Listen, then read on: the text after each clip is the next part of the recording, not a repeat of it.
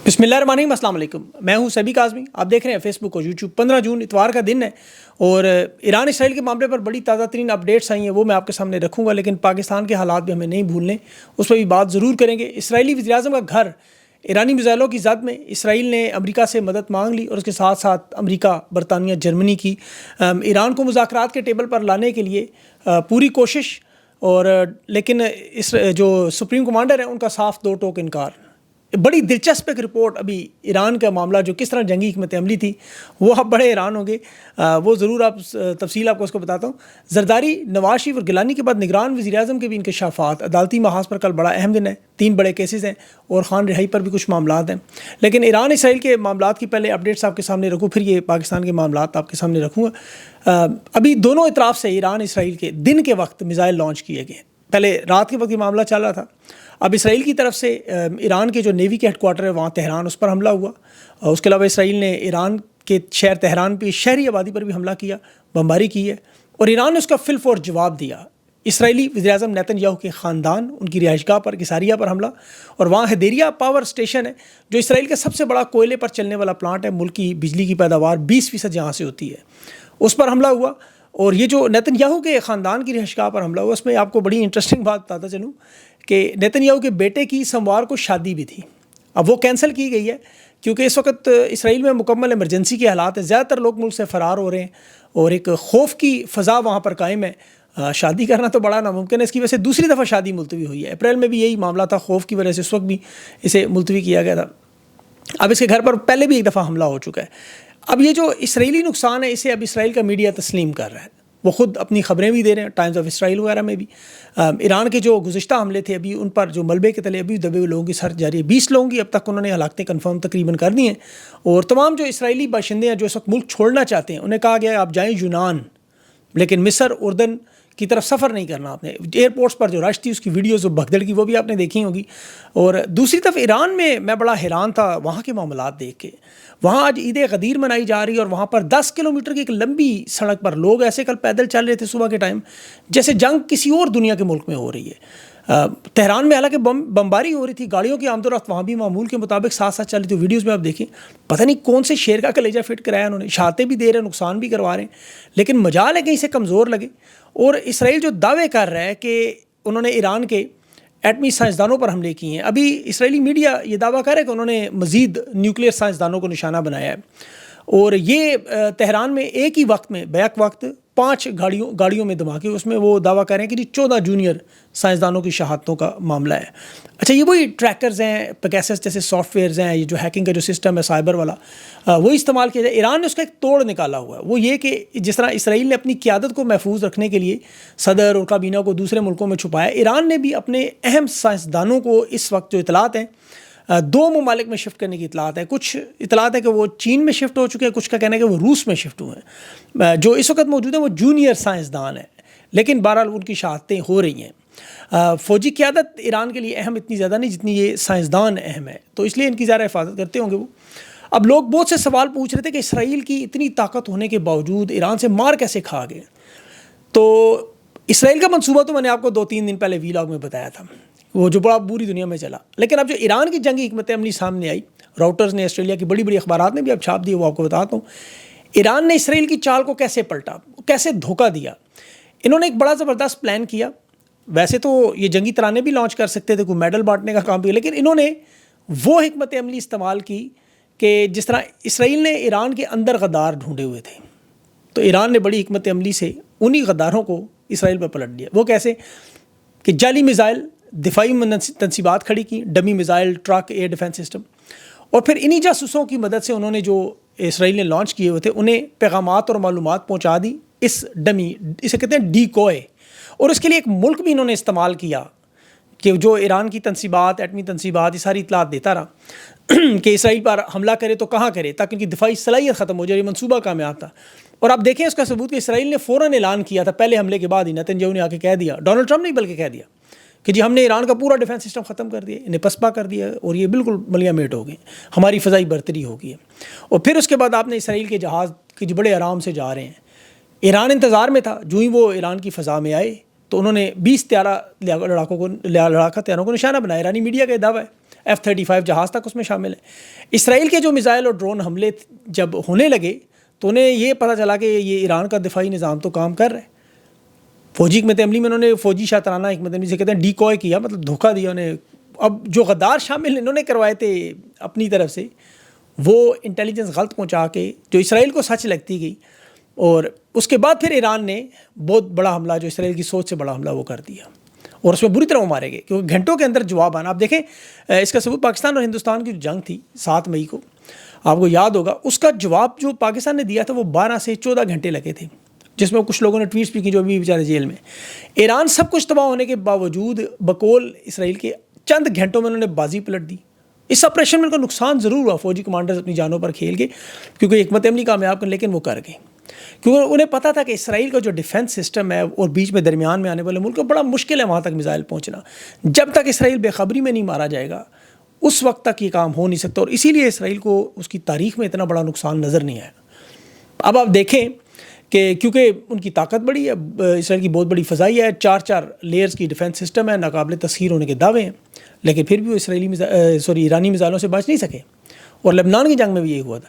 اب حالت اس وقت یہ ہو چکی ہے کہ اسرائیل مجبور ہو کے امریکہ کو کسی نہ کسی طرح گھسیٹ کے اس جنگ میں لانا چاہتا ہے۔ اسرائیلی میڈیا نے تو یہ دعوے کر دی ہیں کہ ایران جو ہے وہ برطانیہ، فرانس اور امریکہ کو دھمکیاں دے رہا ہے کہ اسرائیل کی مدد کرو گے تو ہم تمہارے اوپر حملے کریں گے۔ ایران کے پاس دیکھیں ابھی ثبوت موجود ہے کہ امریکی افواج ابھی بھی مدد کر رہی ہیں، وہ براہ راست نہیں کر رہی مدد، لیکن ہتھیاروں کی حد میں یا مالی امداد ہے، وہ ایک بڑی ٹھیک ٹھاک قسم کی مدد ہے۔ لیکن امریکہ کے جو ماہرین ہیں یا برطانیہ کے وزیر اعظم ہیں، وہ صاف صاف کہہ رہے ہیں کہ ابھی ہم اس جنگ کا حصہ نہیں بن۔ ڈونلڈ ٹرمپ بھی خود کہہ رہے ہیں، کہتے ہیں ابھی تک ہم اس جنگ کا حصہ نہیں ہیں۔ وہ تو کہہ رہے ہیں ہمیں نہ ماریں، ہم پر حملہ نہ کریں، ہم اس میں شامل نہیں، ہم تو صلح صفائی کروانا چاہتے ہیں، آپ کو مذاکرات کی ٹیبل تک لانا چاہتے ہیں۔ ڈونلڈ ٹرمپ نے آج ABC سے ہی بات کرتے ہوئے کہا کہ میں نے فون کالز کی، ملاقاتیں کی، اور میں نے بہت کچھ کیا سفارتی بحاث پہ، اور ابھی ایک دعویٰ کیا جا رہا تھا کہ سائپرس کے صدر کے ذریعے ایران نے صلح کا پیغام بھیجا، لیکن ایرانی صدر نے بھی اس پر صاف صاف انکار کر دیا کہ ہم نے ایسا کوئی پیغام نہیں بھیجا۔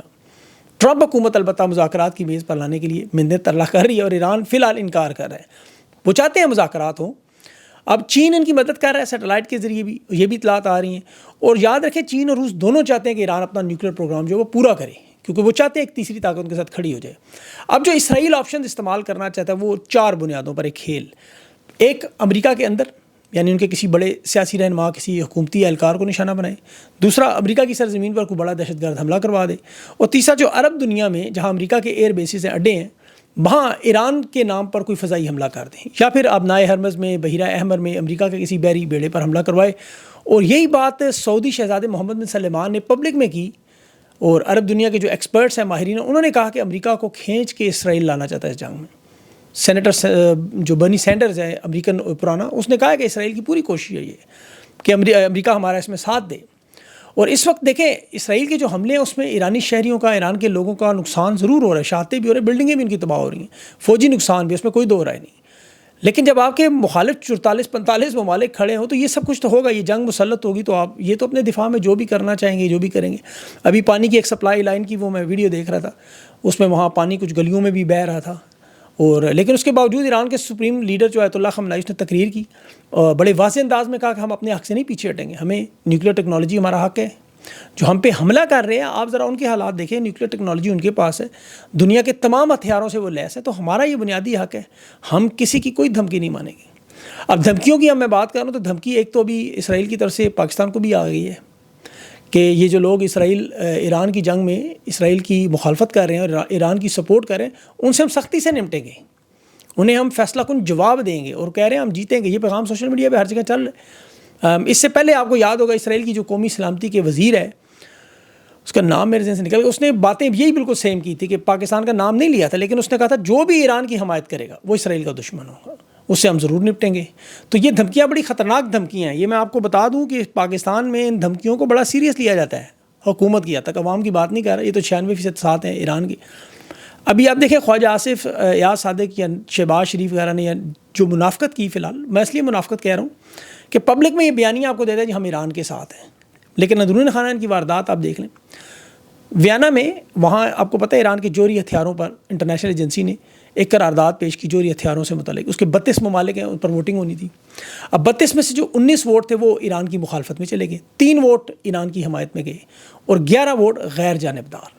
اب جو ووٹ تو ایران کی مخالفت میں کہ وہ تو سمجھ آتا ہے کہ امریکہ، برطانیہ، فرانس، جرمنی، ارجنٹینا، یوکرین، جنوبی کوریا، کولمبیا وغیرہ سارے تھے، 19 ممالک انہوں نے مخالفت کی. 3 ممالک جنہوں نے حمایت کی اس میں کون تھا؟ چین، روس اور برکینا فاسو. اب برکینا فاسو بڑا غریب افریقہ کا ملک ہے، یہ بھی حمایت کر گئے. اور چین روس تو پہلے سے کھڑے. ظلم کی انتہا دیکھیں کہ جن ممالک نے اس ووٹ میں حصہ نہیں لیا جنہیں ایران کا ساتھ دینا چاہیے تھا، مسلمان ممالک، پاکستان، بنگلہ دیش، مصر، انڈونیشیا، الجزائر. اب بھارت تو چلے اسرائیل کا ساتھی ہے، وہ تو کھل کے کہتا ہے، انہوں نے پھر بھی اس ووٹنگ میں حصہ نہیں لیا، مخالفت نہیں کی. لیکن یہ لوگ واک آؤٹ کر کے پاکستان کے اندر نعرے لگانے والے کہ ہم ایران کے ساتھ کھڑے ہیں، لیکن حکومتیں بچانے، اقتدار بچانے، مال و دولت بچانے کے لیے تیار نہیں تھے. اسرائیل کی طاقت سے بہت خوف زدہ ہے. اور میں آپ کو ان کی خوف کی اصل وجہ بتاؤں. یہ جو ایران کے جس طرح جو سائنسدان ہٹ ہو رہے ہیں نا، کیونکہ جاسوسی کے جو اکوپمنٹس وہاں استعمال ہوتے ہیں، پاکستان میں بھی خفیہ ایجنسیاں وہیں سے اسرائیل سے ہی لیتی ہیں، بنگلہ دیش تک وہیں سے آتے ہیں، سندھ کی پولیس کے پاس یہی ہیں. پاکستان میں ان کی لابی کام کرتی ہے، ان کے جہاز آتے رہے ماضی میں. اور پاکستان میں جس نے بھی اسرائیل پر تنقید کی، جس ذرا ذہن میں رکھیں، تسلیم کرنے سے انکار کی یا فلسطین کی حمایت کی، انہیں نشانہ عبرت بنایا گیا. حکمرانوں میں رجیم چینج کے نام پہ کسی کو راستے سے ہٹایا. میں آپ کو تاریخ بتاتا ہوں، اسرائیل کا پہلا شکار قائد اعظم محمد علی جناح تھے. آپ کو پتہ ہے اقوام متحدہ میں 1947 میں انہوں نے اسرائیل کی مخالفت کی تھی، فلسطین کے پلان کی تقسیم کی ووٹ کی تھی، اسرائیل کو تسلیم نہیں کیا تھا. یہ بانی پاکستان کا موقف دیکھیں قائد اعظم کے ساتھ انہوں نے کیا کیا. آپ ذرا تاریخ پڑھیں، لیاقت علی خان نے وہی قائد اعظم کا موقف استعمال کیا. لیاقت باغ میں کیا ہوا وہ دیکھ لیں. شیخ مجیب الرحمان، یہ پاکستان کا رہنما تھا، اسرائیل کی مخالفت کرتا تھا، فلسطین کی حمایت کرتا تھا. جب مشرقی پاکستان الگ ہوا، بنگلہ دیش بنا، تو سب سے پہلے انہوں نے اپنے پاسپورٹ پہ یہی لکھا کہ سوائے اسرائیل کے باقی دنیا میں کہیں بھی چلے جائیں. تو قائد اعظم کے فرمودات کو یہ بھی مانتا تھا.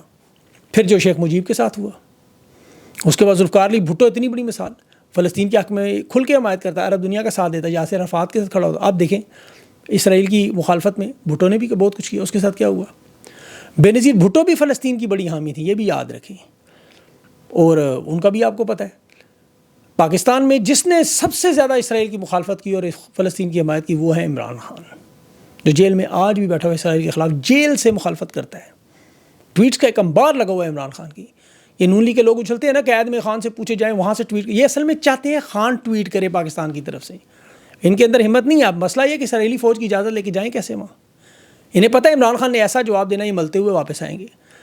لیکن دوسری طرف جو انٹرنیشنل اسٹیبلشمنٹ جن لوگوں کو لائی، آپ کو پاکستان میں حکومت میں ابھی بھی نظر آ رہے ہیں. ان کے آپ دیکھیں کیسز بھی ختم ہوں گے، معاہدے بھی ہوں گے، ضمانتیں بھی ہوں، اقتدار بھی ملے گا. مشرف اس کی سب سے بڑی مثال ہے. عامر ضیاء الحق، آپ کو پتہ ہے اردن جس نے ابھی اسرائیل کے بھیجے ہوئے ڈرون گرائے ہیں، 1970 میں جنرل ضیاء الحق جب یہ بریگیڈیئر تھا تو وہاں PLO کے فلسطینیوں کو اس نے وہاں شہید کیا تھا. اردن کے شاہ کی فرمائش پہ وہاں گیا تھا.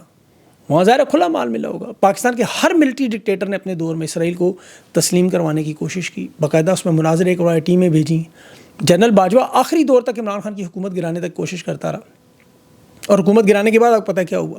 صحافیوں کے بیانات سب پڑے ہوئے.